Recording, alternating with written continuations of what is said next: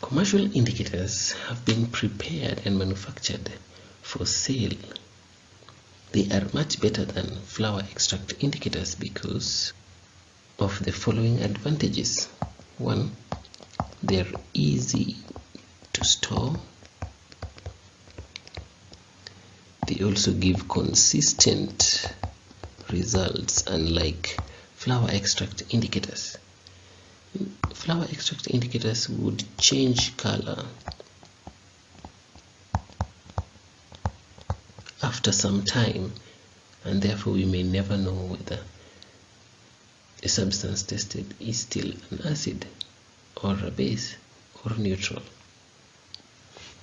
They are also easy to obtain, or you can say they are cheap.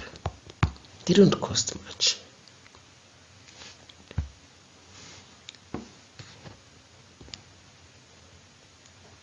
So,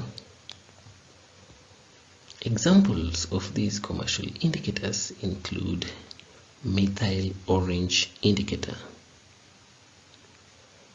As you can see, a little bottle of methyl orange indicator. Then you have phenolphthalein indicator, litmus solution indicator, and finally litmus papers.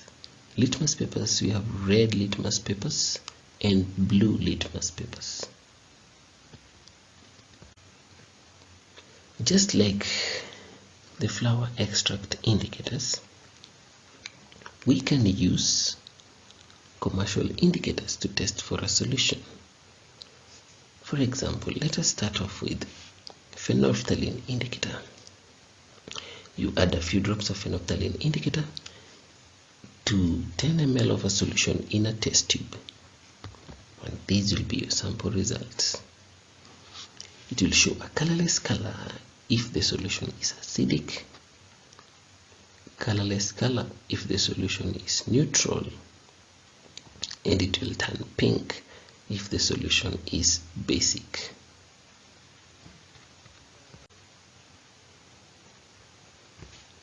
When using methyl orange indicator, you'd still add a few drops of methyl orange indicator to about 10 milliliters of solution in a test tube, and the sample observations that you will get are: it will turn pink if the solution is acidic, it will be orange if the solution is neutral, and it will show yellow color if the solution is basic.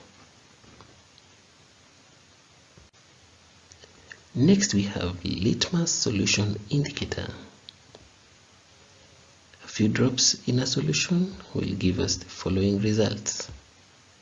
It will turn red in acidic conditions, purple in neutral solution, and blue in a base. When using methyl orange indicator, you'd still add a few drops of methyl orange indicator to about 10 milliliters of solution in a test tube, and the sample observations that you will get are: it will turn pink if the solution is acidic, it will be orange if the solution is neutral, and it will show yellow color if the solution is basic. Next, we have litmus paper indicator. Since we've been using solutions and this is paper, the procedure will be different.